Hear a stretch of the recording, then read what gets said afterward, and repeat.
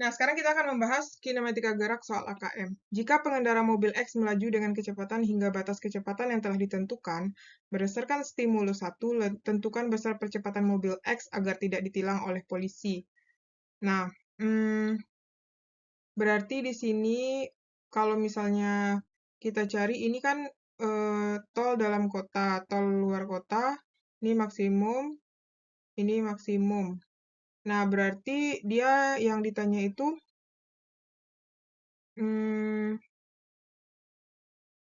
jika pengendara mobil X melaju dengan kecepatan hingga batas kecepatan yang ditentukan berdasarkan stimulus 1, hingga batas kecepatan. Berarti ini ya, ini tol dalam kota, ini tol luar kota. Berarti saya cari satu-satu, berarti kita cari dalam kota.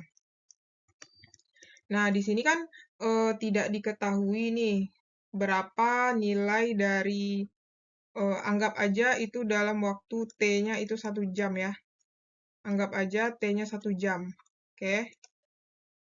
Nah, berarti kalau kita cari itu, kalau T 1 jam, berarti jadinya A-nya itu percepatannya adalah 80 maksimum kurang minimum dibagi dengan 1. Berarti 80 kali dikurang 60 berarti 20 meter per sekon kuadrat. Kalau luar kota, berarti A sama dengan 100 kurang 60 dibagi dengan 1. Berarti dapatnya 40 bukan kilometer ya. Kilometer, bukan per sekon, salah nih satuannya. Berarti ini satuannya adalah 20 kilometer per jam kuadrat. Kalau ini kilometer per jam kuadrat. Nah, kayak gitu ya. Oke, kita lanjut soal nomor 2. Pak Sony sebagai pengamat lalu lintas mengamati kecepatan mobil X yang melaju di tol dalam. Nah, tol dalam tadi batasnya itu adalah V maksimumnya yaitu 80 km per jam. Nah, berdasarkan stimulus 1, apakah pengendara mobil X melanggar lalu lintas? Ya, berarti iya ini melanggar. Kenapa melanggar? Ini kan dia 110. 110 itu kan melebihi. Berarti lebih kan? Nah, berarti kalau lebih ya berarti artinya dia melanggar kan? Ya, jadi jawabannya adalah ya. Soal nomor 3, berdasarkan grafik pada soal nomor 2, ini ya. Pasangkan pernyataan berikut dengan jawaban yang benar. Saat T 45 sekon, nah 45 sekon di sini berarti ini lurus kan? Ini grafiknya adalah GLB ya, berarti ini benar. Ini kita samakan warnanya sama-sama hijau. Nah, kemudian kecepatan mobil X ketika T30 di sini, berarti ini adalah maksimum ya, kecepatannya maksimum ya. Berarti ini kecepatannya maksimum, oke. Kemudian gerak mobil saat X 32 sampai 36. 32 sampai 36 di sini berarti dia mengalami perlambatan ya, turun kan. Berarti ini adalah perlambatan.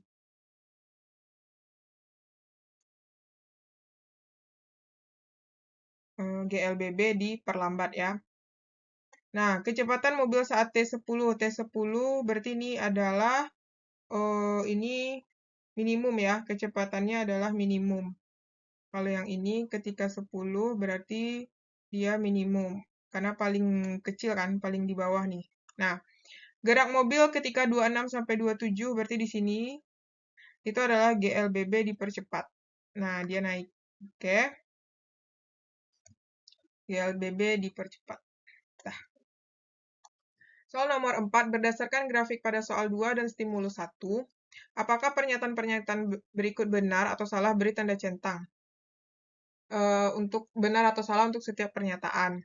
Nah, saat T sama dengan 15 sekon, pengendara mobil X ditilang polisi karena melaju terlalu lambat. Ketika 15, melaju terlalu lambat. Kita kan tahu ya, batas maksimumnya 60. Ini kan minimum.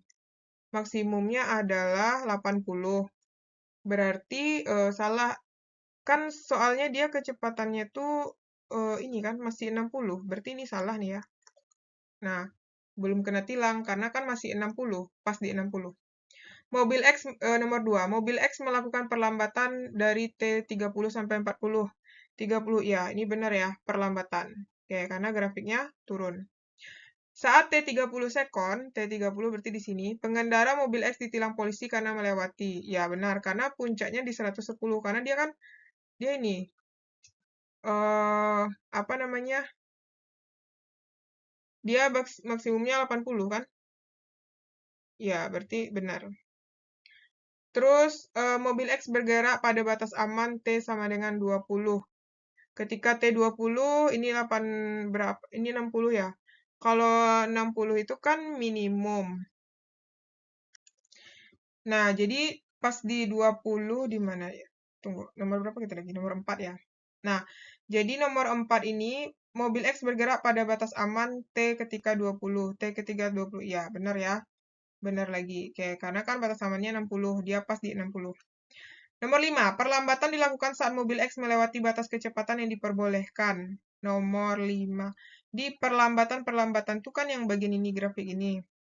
Dilakukan saat mobil X melewati batas kecepatan yang diperbolehkan. Ya, jadi benar ya. Jadi kan perlambatan itu melewati batas kecepatan yang diperbolehkan. Ya kan batasnya itu 80, dia 110. Karena dia terlalu cepat, dia melakukan perlambatan. Jadi nomor 5 tuh benar lagi. Oke? Nah, kalau adik-adik punya pertanyaan, boleh komen di kolom komentar. Nah, untuk menjawab soal nomor 5 ini, silakan dibaca di bukunya ya. Apa namanya tuh Stimulus 2 halaman 86. Nah, jadi di situ ada beberapa pernyataan ya. Nah, berdasarkan Stimulus 2, tentukan waktu yang dibutuhkan Dito untuk dapat menyentuh permukaan air. Nah, di sini diketahui waktu ya. Kan dia diketahui ketinggiannya adalah H sama dengan 47 meter. Kemudian, V0-nya adalah 0. Yang ditanya itu adalah T.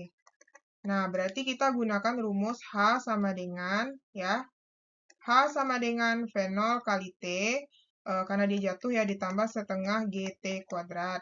Nah, 0 kali T ditambah setengah kali 10 T kuadrat. H-nya itu kan 47, oke?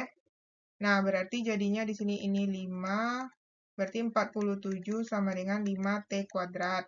Berarti T aja adalah 47 per 5 diakarkan. Nah, nanti dapat itu hasilnya sekitar, kalau dibulatkan itu 3 sekon ya. Oke. Nomor 6, berdasarkan stimulus 2, beri tanda centang pada kotak di depan pernyataan berikut yang sesuai. Nah, jadi ketika melakukan bungee jumping, Dito tidak memiliki kecepatan awal. Ya, ini benar ya, karena kan dia jatuh bebas 0. Percepatan gerak pada bungee jumping sebanding dengan percepatan gravitasi bumi. Ya, benar. Ya. Oke. Kemudian persamaan waktu di permukaan tanah. Ya, ini benar lagi. Terus kemudian persamaan waktu tadi apa rumusnya? T itu adalah 2H per G ya, akar 2H per G, bukan 2G per H. Nah, jadi ini salah. Saat menyentuh air, percepatan Dito adalah 0. Salah, nggak 0 ya, makin besar nilainya. Jadi VT itu rumusnya akar 2GH. Nomor ini. Itu 2, 3, 4. Ini nomor 3, ini nomor 4. Nomor 5, persamaan kecepatan di permukaan adalah akar 2GH. Ya, benar ya. Nah, jadi ini jawabannya. Oke adik, sekarang kita akan membahas soal dinamika gerak ya. Nah, jadi di sini soal nomor satunya, perhatikan gambar berikut. Benda bermassa diketahui massa sama dengan 4000 gram. Kita jadikan ke kilo berarti 4 kilo. Kan? Diletakkan pada bidang datar yang licin, kemudian benda tersebut diberi gaya tarik seperti gambar di atas. Jika nilai F1 sama dengan F2 adalah 20 Newton, besar dan arah percepatan. Nah, ini harus dijabarkan dulu ya, kita kan udah belajar vektor, berarti ini F2 cos 60. F2-nya kan 20, cos 60 adalah setengah, sama dengan ini 10. Nah, berarti yang ditanya itu percepatan kan? A. Nah, jadi rumusnya itu kita gunakan A sama dengan sigma F per M. Nah, sigma F-nya itu yang kanan dulu kita ambil ya. Yang kanan itu adalah F2 kurang F1 per M. Berarti F2 kita kan ini, yang udah dijabarin ini ya, yaitu 10 dikurang 20 dibagi dengan 4. Berarti jadinya ini adalah min 10/4. Min 10/4 itu kan sama dengan 2,5 meter per sekon kuadrat. Berarti karena dia min, berarti arahnya ke kiri. Ya, jadi jawabannya A.